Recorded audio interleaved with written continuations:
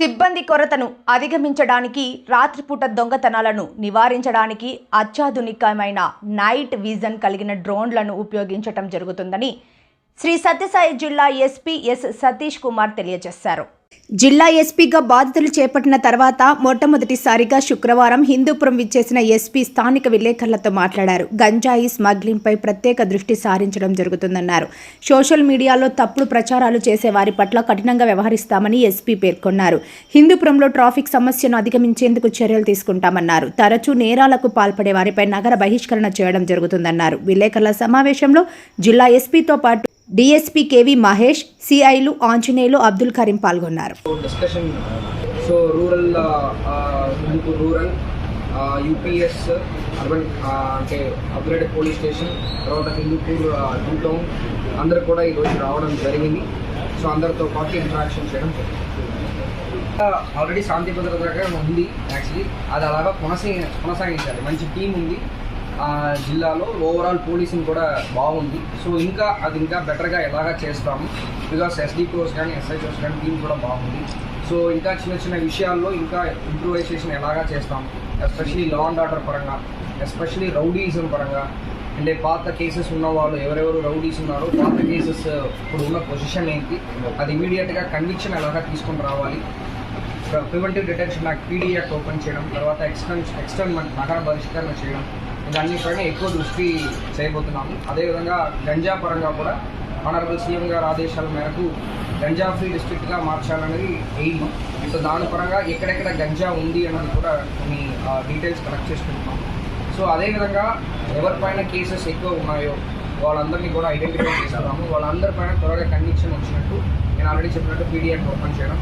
అదేవిధంగా కావాలంటే ఎవరెవరు కమ్యూనల్ డెసిషన్స్ అంటే కమ్యూనల్ బేస్ చేసుకొని, రిలీజియన్ బేస్ చేసుకొని కావాలంటే ఎవరెవరు డెసిషన్స్ క్రియేట్ చేస్తున్నారో వాళ్ళపైన కూడా ఆల్రెడీ ఉన్న కేసెస్ని తీసి వాళ్ళపైన కన్విక్షన్ త్వరగా వచ్చినట్టు ఎఫర్ట్స్ పెడతాం.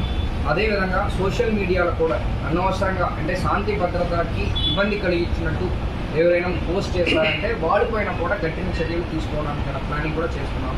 సో ఓవరాల్ మన మెయిన్ పోలీసింగ్ ఎయిమ్ శాంతి భద్రత, ప్రజలకు అండగా ఉండడం. అంటే రెండు సబ్జెక్ట్ ఉంది ఇక్కడ.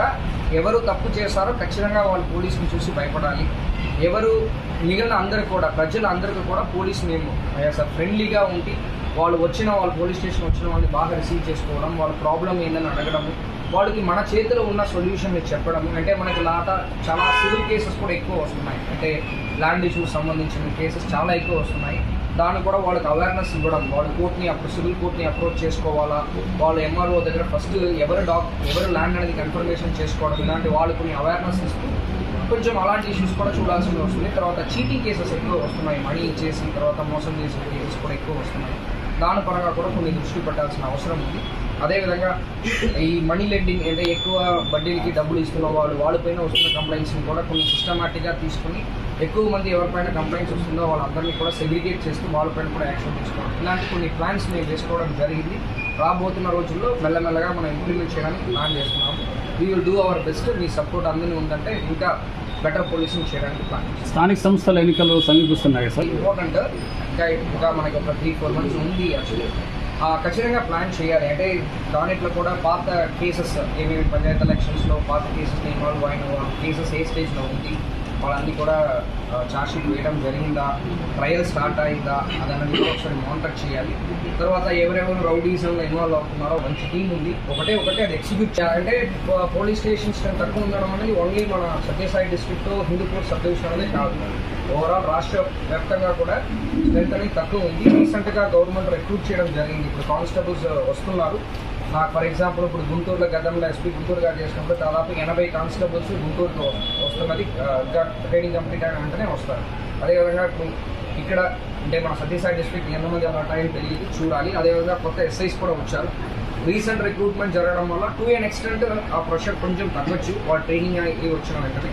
రెండవది టెక్నాలజీ. ఇప్పుడు నైట్ విషన్ డ్రోన్స్ కూడా మనం ప్లాన్ చేస్తున్నాం. నైట్ విషన్ డ్రోన్స్ అనేది దాదాపు మనకి 2.5 to 3 kilometers ఒక ప్లేస్ నుంచి నైట్ అంటే for example open beat system చేయాలి. సమ్టైమ్స్ బందోబస్తు వల్ల బీట్ పంపించడానికి కూడా మ్యాచ్ స్ట్రెంత్ తక్కువ ఉంటాయి. ఫర్ ఎగ్జాంపుల్ బ్రహ్మోత్సవం ఉన్నప్పుడు కొంచెం సెక్యూర్ మనం బందోబస్తుకి మెయిన్ పంపించినప్పుడు ఇక్కడ స్టేషన్ స్ట్రెంత్ తగ్గిపోవడం వల్ల పెట్రోలింగ్ కానీ బీచ్ సిస్టమ్ కానీ కొన్ని తక్కువ అవ్వచ్చు. ఆ టైంలో మేము ఇద్దరు కానిస్టేబుల్ ఉన్నా, ఇద్దరు మెన్ ఉన్నా, వాళ్ళు నైట్ విషన్ డ్రోన్స్తో పాటు ఆల్మోస్ట్ దాదాపు మనకి important places of the town అన్నీ కూడా ఈజీగా వాళ్ళు మానిటర్ చేయడానికి ఈజీగా ఉంటాయి. బికాస్ డ్రోన్ చాలా క్లారిటీగా ఇమీడియట్గా అక్కడ వెళ్ళి వాళ్ళని యూటిలైజ్ చేసుకొని తీసుకొని వచ్చేసి దానికన్నా ప్లాన్స్ దానికి ఉన్నాయి. సో నా ఆన్సర్ షార్ట్గా చెప్పాలంటే మ్యాన్ పవర్ మాత్రం కాకుండా కొన్ని టెక్నాలజీ పైన కూడా కొన్ని దృష్టి, అంటే ఇప్పుడు కూడా ప్రాబ్లం ఉంది అని చెప్పేసి ఏడ్చకుండా దానికి సొల్యూషన్ ఏంటని చెప్పేసి చేయడం అనేది బెటర్ ఆప్షన్ లాగా నేను భావిస్తున్నాను. దానికి తగ్గినట్టు కొంచెం డ్రోన్స్, నైట్ విషన్ డ్రోన్స్ కూడా మేము ప్లాన్ చేస్తున్నాం. అది కూడా మ్యాక్సిమం ఒక 10 డేస్లో కొనుక్కున్న తర్వాత కొంచెం పోలీసింగ్ పైన కాన్సన్ట్రేట్ చేస్తాం. సార్, ఒక ఎఫ్ఐఆర్ ఫైల్ చేయాలంటే ఏమైనా ఎక్స్పెన్సెస్ అవుతుంది? అనంతపురం పట్టణం తర్వాత ఎందుకు ఖచ్చితంగా కాన్సన్ట్రేట్ చేస్తాము. మీతో పాటు కూడా ఇంట్రెస్ట్ అవుతాను. ఏదైనా సమస్య ఎలా ఉందని నేను తెలుసుకుంటాను. అంటే బికాస్ మన మీడియా నుంచి కూడా చాలా ఇన్పుట్స్, యూస్ఫుల్ ఇన్పుట్స్ ఉంటాయి. అంటే మ్యాక్సిమం ప్రాబ్లమ్స్ మీకే తెలుస్తాయి. ఒకసారి ఆఫీసర్స్తో పాటు ఇంటరాక్ట్ అయిన తర్వాత మేబీ అనదర్ 1 వీక్లో కానీ 10 డేస్ కానీ మళ్ళీ వస్తాను. వచ్చినప్పుడు మీ అందరితో పాటు మాట్లాడతాను. ట్రాఫిక్ కూడా డిస్కస్ ఆల్రెడీ డిఎస్పీ గారు దృష్టిలో పెట్టారు, అది కూడా డిస్కస్ చేస్తాము. ఏ విధంగా రెగ్యులేట్ చేస్తాము, ఏమి షెడ్యూల్